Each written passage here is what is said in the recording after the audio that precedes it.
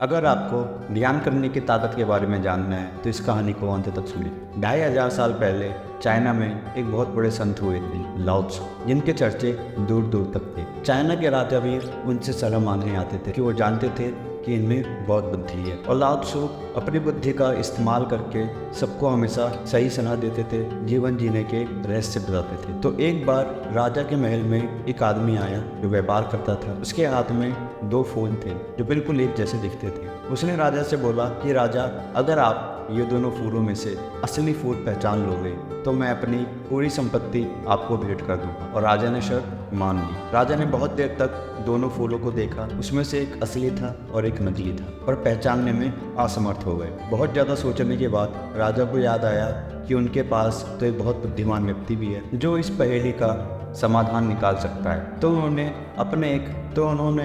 अपने संदेश वाहक को भेजा लाओ त्सु के पास और उनको बताया कि ऐसी ऐसी राजा के पास समस्या आ गई है, क्या आप इसका समाधान करेंगे? क्या आपके पास इसका कोई समाधान है? तो लाओ त्सु ने उनकी पूरी बात सुनी और उनसे कहा कि मुझे राजा के दरबार में ले चलो, मैं भी उन दोनों फूलों को देखना चाहता हूँ। तो लाओ त्सु राजा के दरबार में आए और उन्होंने दोनों फूल में से असली फूल को पहचानने की कोशिश की।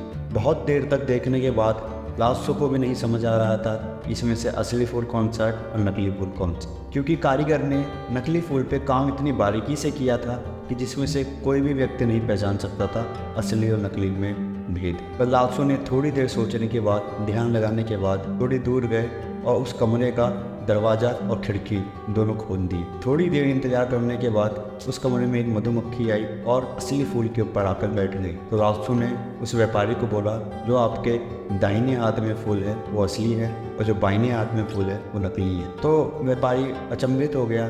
उसे लगा कि ये कैसे पहचान गए, ऐसे कैसे हो सकता है कि कोई इंसान इसमें से असली नकली पहचान जाए। तो उस व्यापारी ने लाओ त्सु से पूछा, क्या आप मुझे बताना चाहेंगे कि आपको असली और नकली में भेद कैसे पता चला? तो लाओ त्सु ने बोला कि इंसान की आंखें धोखा खा सकती हैं असली और नकली में भेद कर पाना, पर जो प्रकृति है वो कभी भी धोखा नहीं खाती, क्योंकि मधुमक्खी का स्वभाव होता है फूल की तरफ आकर्षित होने का, तो वो हमेशा असली फूल की तरफ ही आकर्षित होगी, नकली फूल की तरफ नहीं। जिस वजह से मैं आपको बता पाया कि आपके हाथ में कौन सा असली फूल है। ये एक छोटी सी कहानी थी लाओ त्सु के बुद्धिमत्ता की, और आप इससे सीख सकते हैं कि अगर आप जीवन में थोड़ा सा ध्यान लगाएं चीज़ों के बारे में सोचने में, तो आप पहचान सकते हैं कि कौन सी समस्या का समाधान किस तरीके से निकलेगा। अगर आपको हमारी ये कहानी पसंद आई है तो हमारे चैनल को सब्सक्राइब कर दीजिए, वीडियो को लाइक और शेयर कर दीजिए। धन्यवाद।